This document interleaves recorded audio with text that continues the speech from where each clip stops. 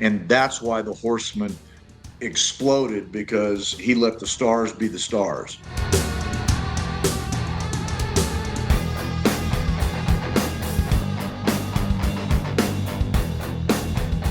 I'm going to the super chat, and we're going to start with Darren Staley. Darren, welcome. Great to see you. He says, guys, how would the dynamic have changed if Corny was the Four Horsemen manager, Jim Cornette, as opposed to J.J. Dillon? Whoever wants to go first, just jump in. But how would that have changed? Cornette as the manager of the Horsemen. Go ahead. It would have changed the dynamics probably to a degree that we wouldn't be having Four Horsemen discussions right now. Cornette was absolutely dynamic as a manager, but Cornette wanted to be the star. J.J. Dillon didn't want to be the star because the four of us were in the ring doing it. And that's why the Horsemen exploded, because he let the stars be the stars. You know, and I look back at it and I try to picture what you're saying. I just think Cornette fit the Midnight Express because he fit his team, you know, and they played off of him and he played off of them. JJ dressed to the nines. The Horseman gimmick was about making money, drawing money, dressing up, driving expensive cars, big houses. JJ fell right into place. You know, that shoe that he was beating everybody in the head with was probably $400 pair of, you know, if you think about it, that's pretty expensive prop, but it just, he fell into that situation perfectly. He went from being Tully's manager to the manager of the Horsemen. It was just a good fit. And Cornette, who, man, he had that heat that you really wanted to attack him. We had the kind of heat that once we got by a guy that really wanted to punch us, he waited till we got by him in the aisle and punched us in the back of the head. They were coming over the rail to get Cornette, you know, and the guys, he's still got that kind of heat today. Yeah. You know, I would say if you took a poll universally, he's got as much heat now as he probably did when he was working every night. Absolutely. But it wouldn't have fit with us. No, I don't. It wouldn't. It's just a logistics thing and just a personality thing, and we all fit together, and it worked good for us. And what he had going with the Midnight was great for him. Oh, it was magnificent. Perfect complimentary piece to your point, Arn, with beautiful Bobby and Dennis Condrey. They're not talk. I mean, they're not known for their, you know, cutting promos, right? So it was just a perfect complimentary piece to that team. They were one of the teams I would put at the top when we were talking earlier about if I look at the apron and tap my knee, that telepathic thing Bobby and Dennis had, you know, probably to a larger degree than Stan and Bobby.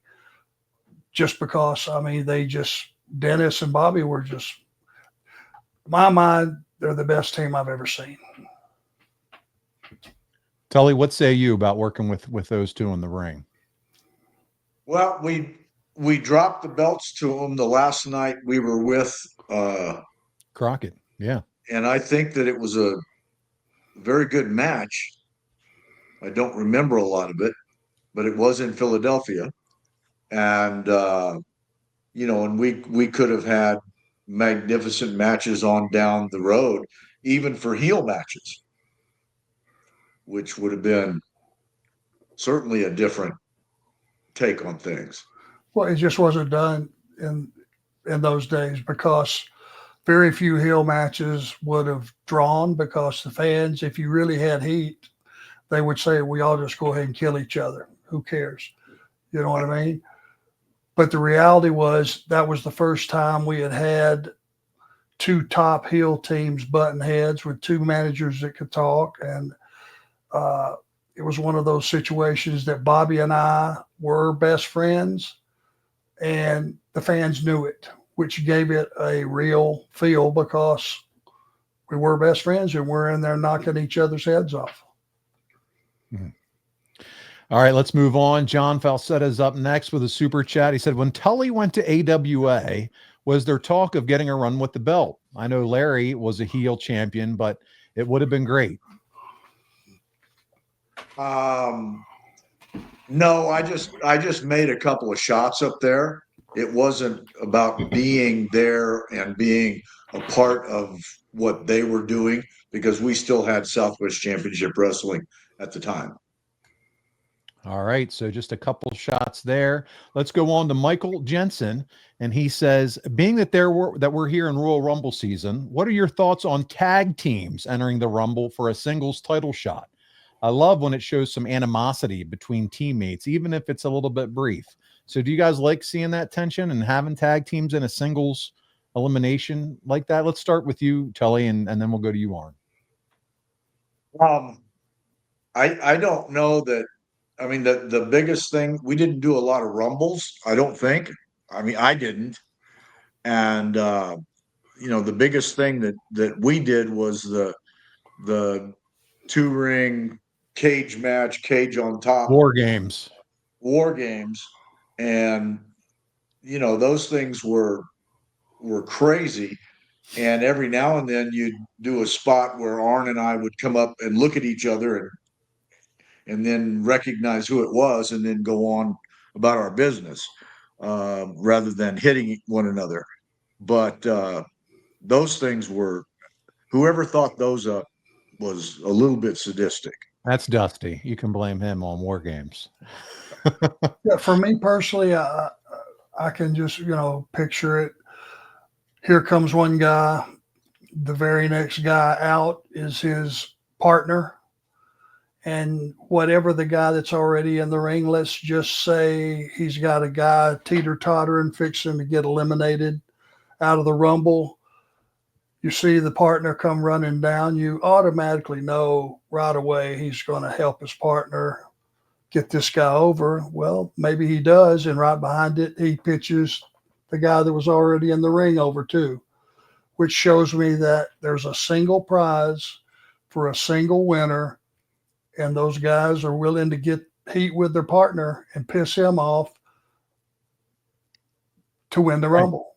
And that kind of story, to me, just adds to the Rumble. It's just a possibility because it is everybody against everybody. That's the theory. All right, we'll keep it going. I want to get as many questions as we can tonight. Instagram, a wrestling historian, says, how would WCW 1990 have played out with Tully back? We would have picked right up where we left off. There's no one that could replace him. When I came back, there's not a second place to put in the Horsemen when you're talking about replacing Tully Blanchard. He's irreplaceable. Period. I would have liked to been picked back up, but I had a different plan.